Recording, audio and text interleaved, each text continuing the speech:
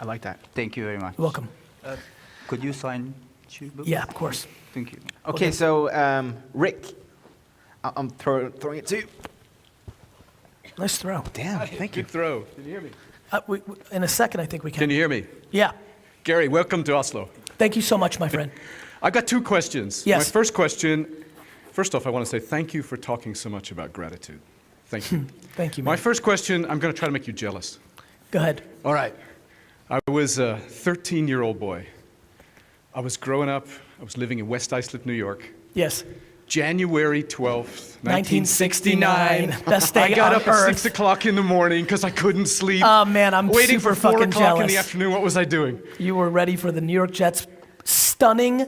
My friends, the Sports Illustrated, the most important sports magazine in America at the time, predicted the Jets would lose the Super Bowl 41-0. Yeah. They were the biggest underdog in Super Bowl history, and they won. Broadway Joe Namath against Johnny Unitas. That's The amazing, Colts. man. That's so cool. So yes, it was a great I'm moment. actually jealous. I brought you hat. Thank you. Thank you. That was the hat. You have a question? The second question is Yeah. about voice, because I'm Voice. really happy you're talking about voice. Yeah. I just launched a voice app, which is a voice analysis technology called Voiceable.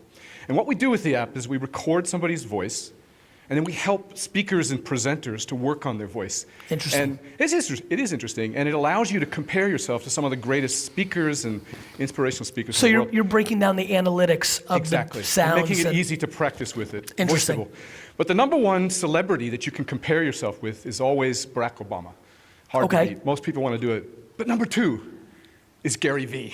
I think you've got your ratings wrong. No, I may have. That's amazing. So my question I is, gotta see that. there's all these entrepreneurs, young entrepreneurs who are racing around and they want to be like Gary Vee. And they're talking fast and they're trash talking. And you know that scares me, right? That does scare you. And my comment is, what kind of a comment would you have to them? Advice I would say to them? for them to be them. Like, I think, self-awareness, along with gratitude and along with empathy, is something I'm spending a lot of time talking about. It's funny, I come across so alpha, so when I talk about all these soft and warm skills, I'm always fascinated by how people consume it, because it's a real curveball, right? Yeah. What I would tell them is they need to deploy self-awareness. What made me was I was brought up with so much self-esteem by a mother that understood its power, and I had my own DNA and circumstances that I didn't want to be anybody else. The level of knowledge I have on Richard Branson or Steve Jobs or Jack Welch or Bill Gates or Mark, I know nothing about anybody. Like zero. I've always just focused on being confident about what I had and, more importantly, being humble about what I didn't have. You can't, when you try to fabricate charisma, it comes out as the worst shtick ever. Yeah. And we can all taste it.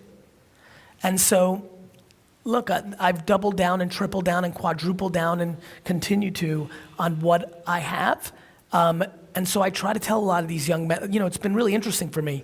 I've been spending an ungodly amount of time on motivation because I think it's a gateway drug to get a lot of young men into my funnel. And I think a lot of young men are very easily swayed to the wrong things because of insecurities and what kind of things guys want in their 20s. And I've been very proud about this last year from a legacy standpoint of getting so many guys to think I'm cool, because then I systematically break them down with my content.